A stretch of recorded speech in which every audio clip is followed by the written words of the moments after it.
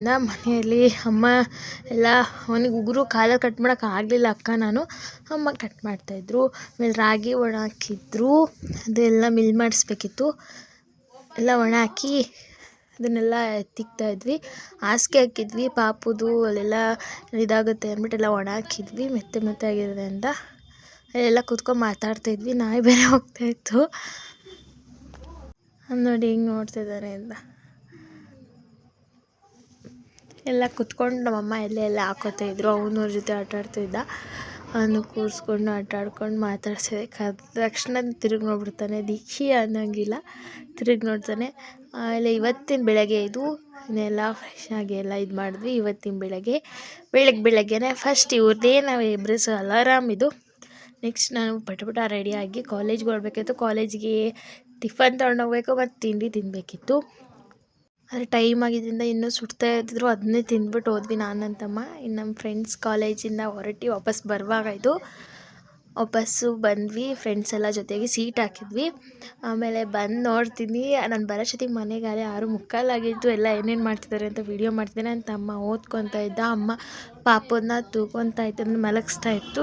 ಅಕ್ಕ ಏನೋ ಸ್ವೀಟ್ ಮಾಡ್ತಾಯಿದ್ಲು, ಏನಂದರೆ ಮೈಸೂರು ಪಾಕ್ ಮಾಡ್ತಾಯಿದ್ಲು. ಅದು ಹೇಗಿದೆ ಅಂತ ತೋರಿಸ್ತೀನಿ ನೆಕ್ಸ್ಟ್ ವೀಡಿಯೋದಲ್ಲಿ. ಯಾಕೆಂದರೆ ಅದನ್ನು ಅವಳು ಸೆಟ್ ಆಗಲಿ ಅಂತ ಫ್ರಿಜ್ ಇಕ್ಕಿದ್ದಾಳೆ. ಅಷ್ಟೊತ್ತಿಗೆ ಇನ್ನೊಂದ್ಸತಿ ಮಾತಾಡ್ಸ್ಕೊಂಡು ಅಕ್ಕ ನೋಡೋಕೆ ಹೋದೆ. ಅವಳು ಮಾಡ್ತಾಯಿದ್ಲು. ಆಮೇಲೆ ಅಷ್ಟೇ ಮತ್ತು ಪಟ್ ಚೆನ್ನಾಗಿ ಎದ್ದೇ ಬಿಟ್ಟ. ಚಿಕ್ಕಿ ಬಂದಿದ್ದಾಳೆ ಅಂದ ತಕ್ಷಣ ಎದ್ದುಬಿಟ್ಟ. ಫೋನ್ ಮಾಡಿದ್ದ, ಏನು ಮಾಡ್ತಿದ್ದೀನಿ ಎಲ್ಲಿದ್ದೀನ ಅಂತ. ಅದಕ್ಕೆ ಬಂದ ತಕ್ಷಣ ಎತ್ಕೊಂಡು ಮುದ್ದಾಡಿದೆ. ಆಮೇಲೆ ಅಕ್ಕ ಎತ್ಕೊಂಡ್ರು. ನಾನು ವೀಡಿಯೋ ಮಾಡೋಣ ಅಂತ ವೀಡಿಯೋ ಮಾಡ್ತಾಯಿದ್ದೆ. ನೋಡಿ ಈಗ ಏನು ಮಾಡ್ತಾನೆ ಅಂತ. ಮುಟ್ಟಿದ್ನಲ್ಲ ಅಂತ ಹಂಗೆ ಮಾಡೋದು.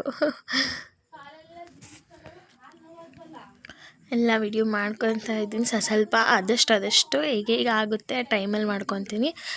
ನಮ್ಮಲ್ಲಿ ಯಾಕೋ ಟಿ ವಿ ಬರ್ತಾ ಇರಲಿಲ್ಲ. ನೋಡೋಣ, ನಮ್ಮಮ್ಮ ಸೀರಿಯಲ್ ಹಾಕೊಬಿಟ್ಟಿದ್ರು. ಅದು ಸೀರಿಯಲ್ ಬರ್ದಂಗಾಗಿದೆ. ಆಮೇಲೆ ನೋಡ್ತಾ ಇದ್ದೀನಿ. ನನ್ನ ತಮ್ಮ ಇನ್ನೊಂದು ಬುಕ್ ತಂದಿದ್ದೆ, ಅದು ಸ್ಟೋರಿ ಬುಕ್ಕು. ಅದನ್ನು ಓದ್ತಾ ಇದ್ದ, ಹೇಳ್ಕೊಡ್ತಾ ಇದ್ವಿ. ಅದನ್ನೆಲ್ಲ ಪಾಪ ಬೆಡ್ ಮೇಲೆ ಬಂದುಬಿಟ್ಟಿದ್ದ. ನಮ್ಮಮ್ಮ ಅಡುಗೆ ಮಾಡ್ತಾಯಿದ್ರು. ಆಮೇಲೆ ಅಪ್ಪ ಪುರಿ ತಂದಿದ್ರು ಇವತ್ತು